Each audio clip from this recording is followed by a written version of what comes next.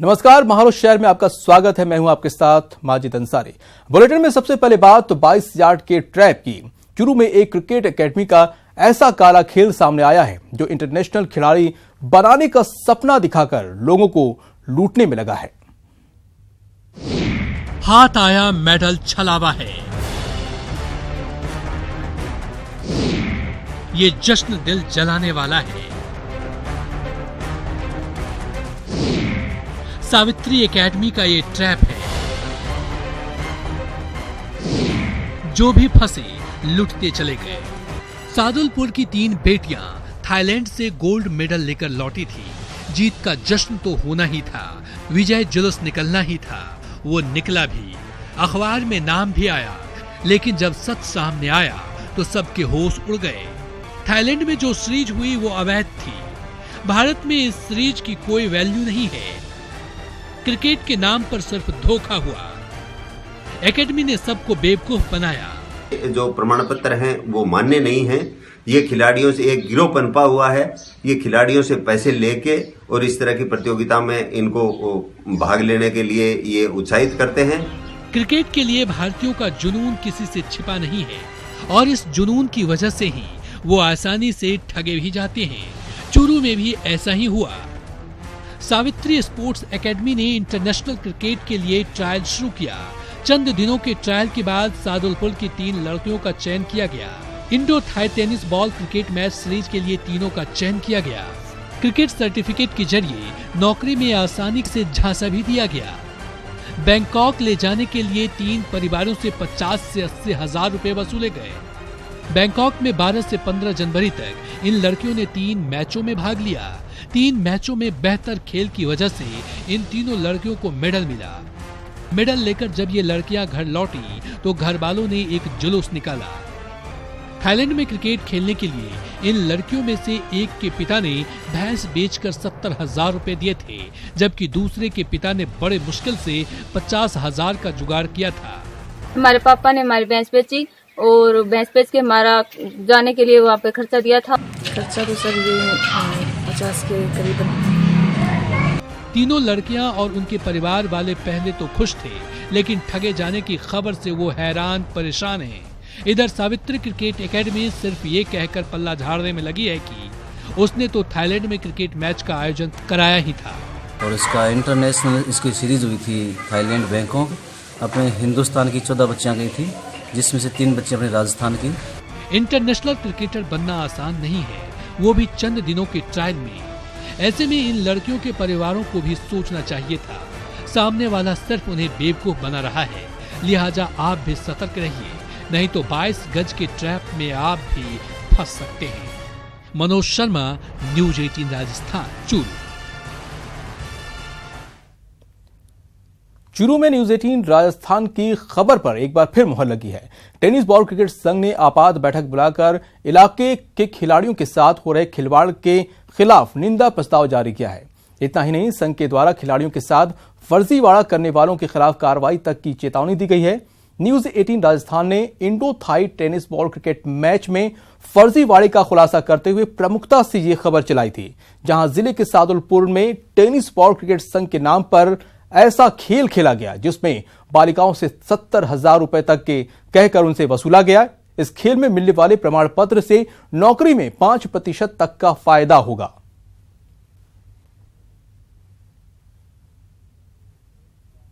Thailand Bangkok में जो tennis ball cricket प्रतियोगिता हुई है, जिसमें चूरू जिले की भी 3 लड़कियों ने भाग लिया है। आज के पेपर में फोटो आया है उनका। ये प्रतियोगिता कहीं भी वैलिड नहीं है। किसी भी सतर पर इनके जो प्रमाण पत्र हैं वो मान्य नहीं हैं।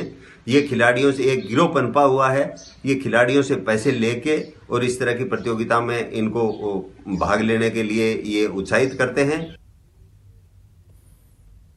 और इस खबर पर हमारे साथ मनोज शर्मा जुड़े हुए हैं, संवाददाता हमारे चूरू से।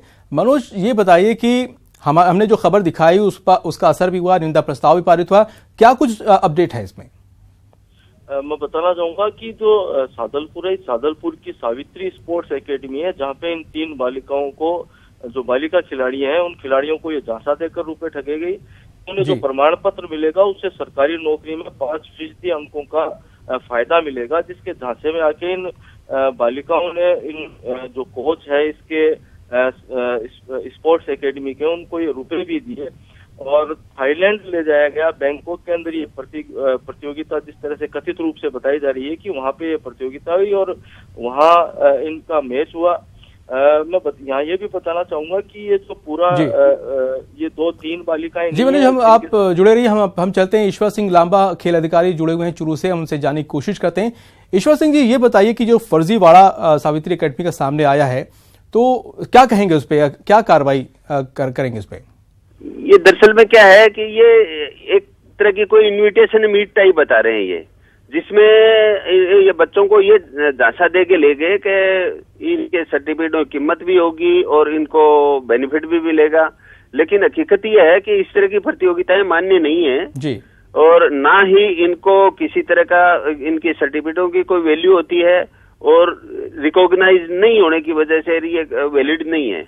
और ये गिरोह पनपे हुए हैं, इनके तार इंटरनेशनल स्तर पर जुड़े हुए हैं, अलग अलग देशों से जुड़े हुए हैं। क्या ईश्वर जी, इसके बारे में आप लोग को जानकारी पहले से नहीं थी कि इस तरह का फर्जीवाड़ा चल रहा है प्रदेश में? मेरे को पहले जानकारी नहीं थी। कई फर्जीवाड़े इस तरह के हुए थे, उनको हमने डिस्क्लोज भी किया है। चूरू में भी पहले एक इस तरह का फर्जीवाड़ा हुआ था, उसको हमने बंद करवाया। और पीछे हनुमानगढ़ में भी हुआ था। हनुमानगढ़ में तो राष्ट्रीय स्तर की एक प्रतियोगिता का आयोजन रख लिया था, जिसमें 22 स्टेटों की टीम आई हुई थी। तो हमने बार बार जब भी हमारे सामने आई है, हमने कार्रवाई करके प्रशासन को अवगत करवाया और ये प्रतियोगिताएं बंद करवाई इस तरह की जी। तो ये तो एक तरह से बहुत बड़ी ठगी का गिरोह है जी। तो मैं तो खिलाड़ियों को यही बताता रहता हूँ, भाई इनके झांसे में न आए जी। हमारे साथ ठाकुर मल शर्मा जो अध्यक्ष हैं टेनिस बॉल क्रिकेट संघ के, हम वो भी हमारे साथ जुड़ चुके हैं। स्वागत है ठाकुर जी, मल जी आपका। और ठाकुर जी, ये बताइए कि आपके नाक के नीचे ये सब कुछ चलता रहा और इतना बड़ा फर्जीवाड़ा हो गया, क्या कहेंगे? मतलब हमें इस बात का पता नहीं था कि पैसे लेके बच्चों को ये फर्जी लोग भेज रहे हैं। हमारे यहाँ तो 3 टूर्नामेंट होते हैं टेनिस बॉल के, जो सरकार द्वारा, क्रीड़ा परिषद द्वारा मान्यता प्राप्त होती है। और पहला तो सब जूनियर का होता है, फिर जूनियर का, फिर सीनियर का, जिसमें कोई फीस चार्ज नहीं होती, सब पैसा गवर्नमेंट देती है। ये इस प्रकार के फर्जी लोग हैं जो बच्चों को झांसा देकर ले जाते हैं। मैं तो बहुत बार बार कहता हूँ, कह रहे आप मेरे से पूछा करो, पहले मत जाया करो आप लोग। लेकिन ठाकुर मल जी, ये पूरा इंटरनेशनल लेवल पे ये सारी चीजें हुई,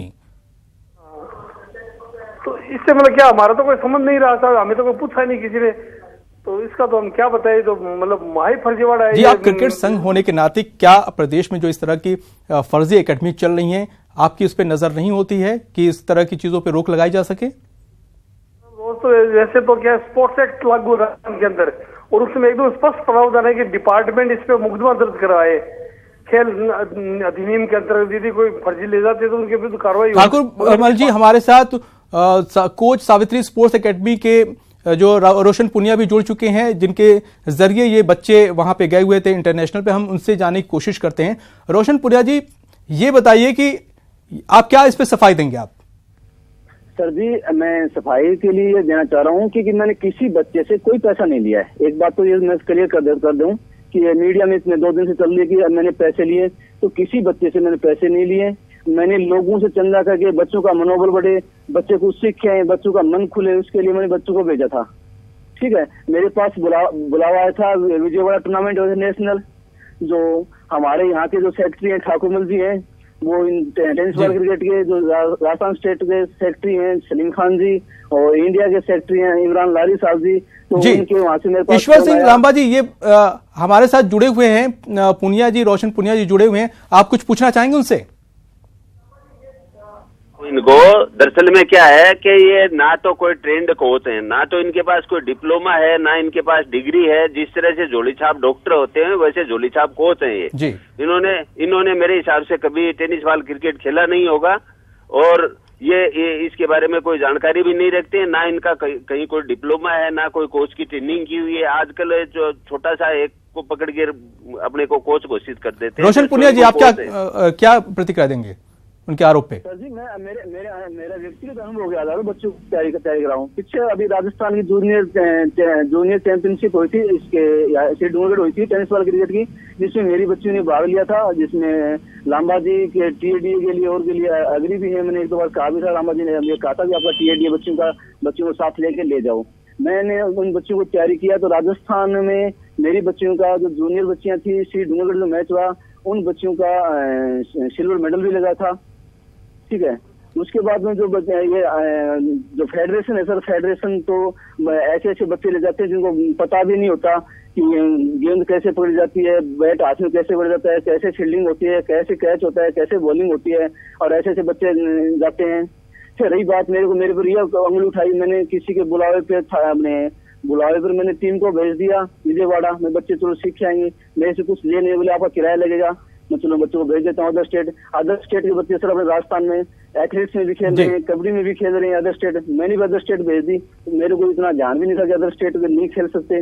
मैंने उनको जो उत्तरांचल के सेक्रेटरी मेरे से टीम ने कहा आप बच्चियां भेज दो, आप बच्चों को खेलेंगे, नेशनल खेलेंगे, मैंने भेजा सर। मैं मेरे व्यक्तिगत अनुभव के आधार पर मैं बच्चों को तैयारी कराता हूँ सर।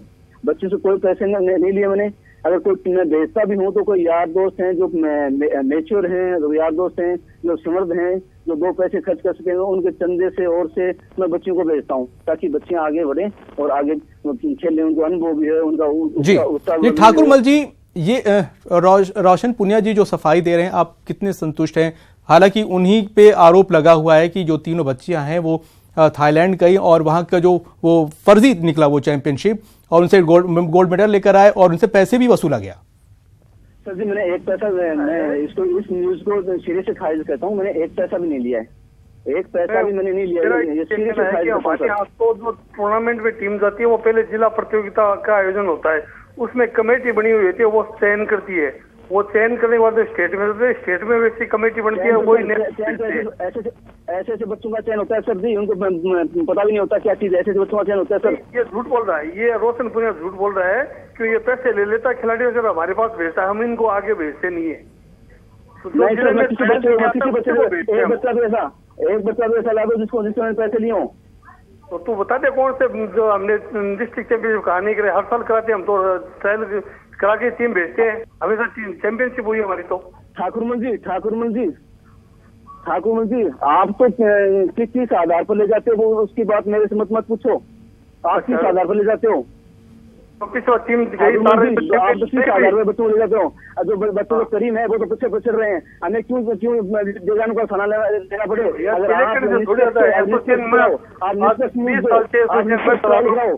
करना पड़े ये बात, हमें क्यों करना पड़े ये चीजें, क्यों हमें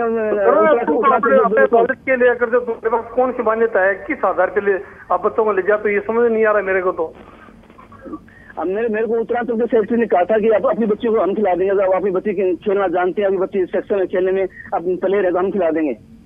अरे यार तुम आपने जो टीम भेजी थी, आप लोगों ने टीम भेजी थी, उस टीम से कंपटीशन करा लो, बच्चियां कमजोर है, फिर भी बच्चों को हमने आपको ऐड देते हो, बच्चों को ज्ञान भी नहीं है ठाकुर जी, जिन बच्चों को ज्ञान भी नहीं है। तेरे कहने से थोड़ी होता है, कमेटी बनी हुई है, सिलेक्शन करते हैं 3 आदमी मिलकर। अब ऐसे ऐसे बच्चे तो सर जी, हमने कभी किसी बच्चे से पैसे नहीं लिए हैं, एक प्रमाण देता हूँ कि मैंने उस बच्चे से पैसे लिए हूँ। पैसे ले तू जाए, तेरा काम दे। जी रोशन पुनिया जी, आप सफाई आप दे रहे हैं, आप पे आरोप लगा है, आप सफाई देने की वो जो भी आरोप है वो बेबुनियाद है, ये जांच का विषय अब है, उसके बाद ही पता चल पाएगा कि क्या है सच्चाई। आप लोग का शुक्रिया जानकारी देने के लिए।